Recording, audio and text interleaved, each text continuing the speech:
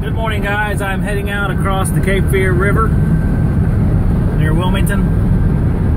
Heading down to Oak Island again, where we had our corroded liquid lines.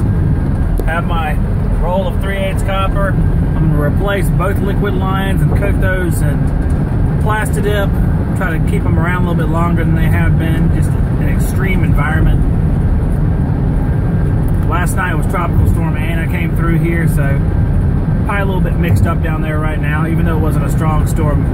Oak Island is a south-facing beach, and Tropical Storm Anna made landfall near the state line with South Carolina, so they got a lot of wind and rain. So hopefully everything's all right down there. We can go ahead and get to work.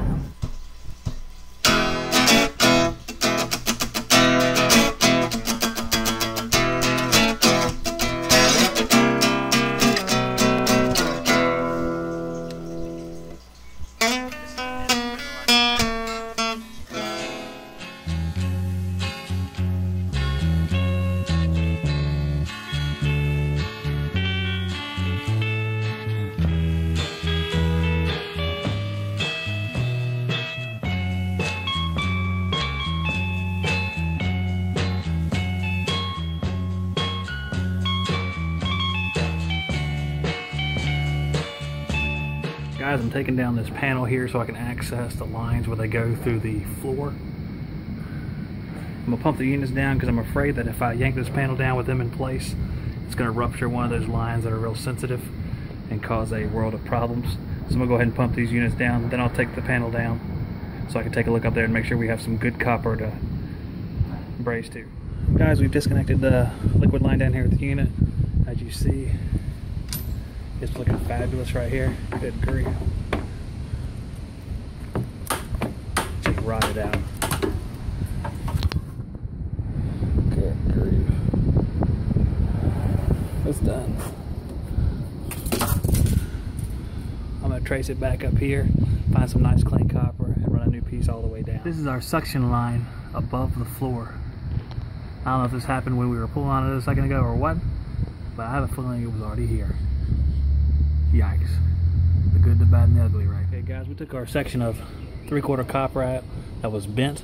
We have a new section in there. I'm gonna go ahead and braze it up, run a little bit of nitrogen through it, put it in at the suction line service valve. It'll come out right there. So, right there, so I can breathe in all the gas. I have a nitrogen pressure on it now. There's our 2 lines there. So our new line running up. Insulated our part of the suction line we replaced, and it goes to right there. Once everything checks out as good, I will spray it with the Plastidip and hang it up. Now I'm running a new line on the other one up above the ceiling there, and then I will be connecting it and sealing it as well. We have both lines hooked up. I'm letting the pressure off of this system so I can put nitrogen on this system and check it while I put this one in a vacuum. Sort of take them step by step, keep one of them one step ahead of the other one, just so I can keep on moving on both repairs. So I'm gonna keep on going. I'm gonna start painting this line, then putting it together with the suction line. Same with this one, we can just spray them both together and see. We have our first system, just starting up the vacuum. Pressure test on the second system should be fine. We have some Plastidip on the lines there. See the other line is coated. Hopefully more durable. You guys can probably hear the wind. It's picking up a little bit. Might be some thunderstorms this afternoon. Race against time.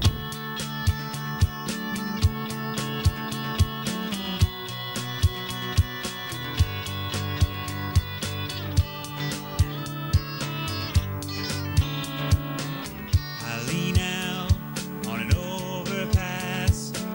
The cars fly beneath the overcast, and I track them all. I don't know where any of them go. Alright guys, for those of you who think YouTube is easy, this is like the 3rd take of me just saying some simple stuff to you. So I'm going to try it this time and hopefully it works out. You guys could see the low temperature spread that we had on the iConnect. The reason why we had a low temperature spread, because you know, you might come to one job one day and you says target temperature split is 17 and the next day it's 13. You're like, well, why is it 13 one day? Well, the reason why it's 13 is because the relative humidity inside was so much higher. Think of it not just as temperature, but as the enthalpy of the air. Enthalpy of the air takes into account the relative humidity. If it's high, then you also have to get the water out of the air with the air conditioning, not only cool the air, but you're withdrawing water. And that takes some of the energy that would have been transferred into cooling. Just put it that way. So instead of having a higher temperature split, you have a lower temperature split and some dehumidification. So you'll start getting water pouring out the drain instead of cold air pouring into the house, basically. Energy has to be used, and if you have high relative humidity, that energy is going to be used to condense that air with that extremely high dew point coming across your evaporator coil. Yeah, that wasn't so hard. I actually got through all that. Hope you learned something.